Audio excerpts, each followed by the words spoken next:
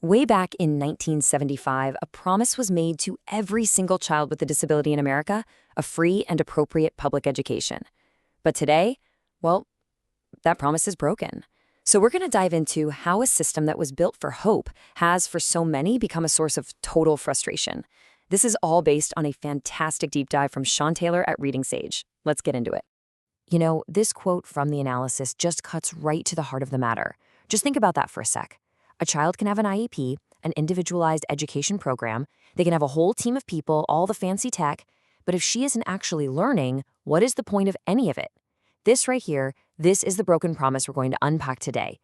So where does a problem this big even start? Well, let's start with a number, 49th.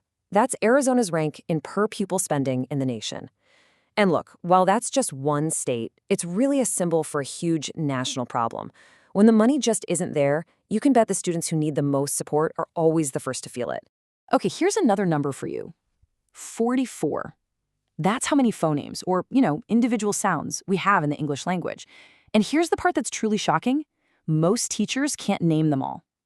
Now, this is not about blaming teachers. Not at all. It's about a system that is fundamentally failing to give them the absolute basic knowledge they need to teach kids how to read.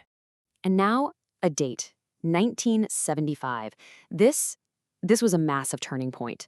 This was the year Congress passed the Education for All Handicapped Children Act. It was this incredible landmark law that promised every child with a disability a free, appropriate public education. It was really a promise of hope, a total commitment to inclusion, a recognition of a fundamental civil right. So, how in the world did we get from that powerful, hopeful promise to the crisis we're in today? Well, it didn't just happen overnight. It was more like a slow, steady erosion, a series of little changes that, over time, shifted the entire focus away from the needs of the child and onto the needs of the system itself. This timeline really tells the whole story. You see, it starts with Brown v. Board in 1954, which kind of set the stage. Then you hit that high point in 1975 with that incredible act we just talked about. Things got even stronger in 1990 with IDEA. But then we get to 2004.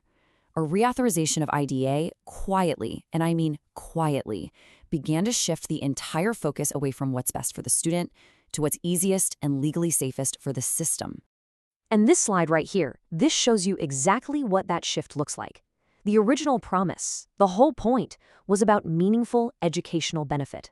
But now it's all too often about procedural compliance. And what does that mean? It means the school district is way more worried about checking the right boxes to protect itself from a lawsuit than it is about actually educating a child. This quote from the Reading Sage analysis just says it all, doesn't it? The IEP was supposed to be this dynamic, living roadmap that guided a child's entire education. And now it's often just a piece of paper that acts as a legal shield for the district. The focus has completely flipped from the child to the system. Okay, so what does this crisis actually look like on the ground in our schools? The source material breaks it down into 6 key failures, and they're all tangled together. So let's pull them apart one by one. All right, here are the 6 major breakdowns that are crippling special education right now. We've got funding and workforce issues, a system focused on legal minimalism, degraded and ineffective assessments, straight-up instructional malpractice, a huge chasm between science and practice, and finally, a culture of tragically low expectations. Let's talk money, because it's a huge part of this.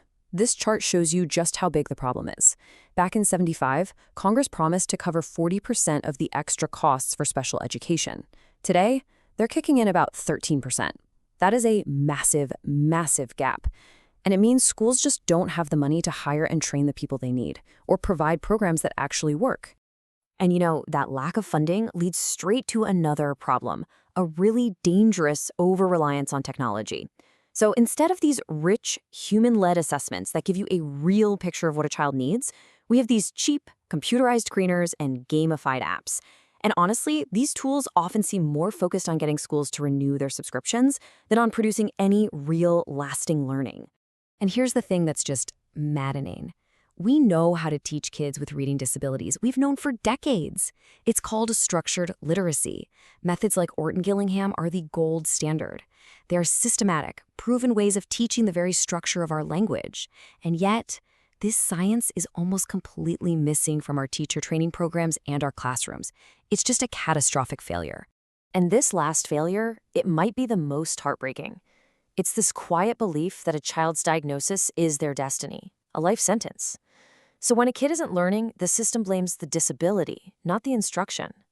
It's the ultimate way for the system to wash its hands of responsibility, and it turns a diagnosis into a self-fulfilling prophecy.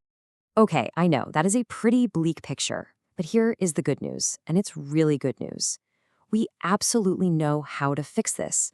We don't need some new miracle cure. The solutions are already out there, and they are backed by decades of solid research. So for every single one of those 6 failures we just talked about, there's a clear evidence-based solution waiting. We need to actually implement the science, restore human assessment, make IEPs meaningful again, fully fund the mandate, enforce the rights we already have, and completely rebuild how we prepare our teachers. So first things first, we have to get what works into our classrooms. That means requiring every special education teacher to be trained in structured literacy.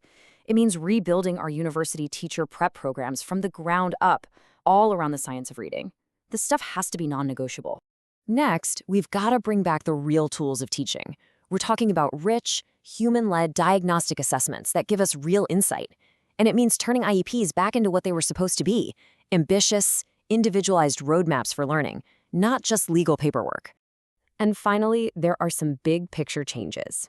Congress has to keep its 40-year-old promise and fully fund special education, period. And states need to actually start enforcing the laws that are already on the books, so parents are treated like partners in their child's education, not like adversaries. And all of this brings us right back to where we started. Reclaiming the promise of special education isn't about some fancy new theory. It's about getting back to the absolute basics, seeing every child as an individual, truly understanding their unique needs, and then giving them the education they have a right to. That child we talked about at the very beginning, she's not a hypothetical. She is real, and she is sitting in thousands of classrooms all across this country right now. And the science could not be more clear. She can learn. She can learn to read, but only if we give her a teacher who actually knows how to teach her. So, in the end, it all comes down to this one question. We have the knowledge, we have the science, we know exactly what to do. The only thing left to ask is, do we have the will? Do we have the political will to fund our schools, the professional will to change our practices, and the moral will to finally keep the promise we made to our children all those years ago?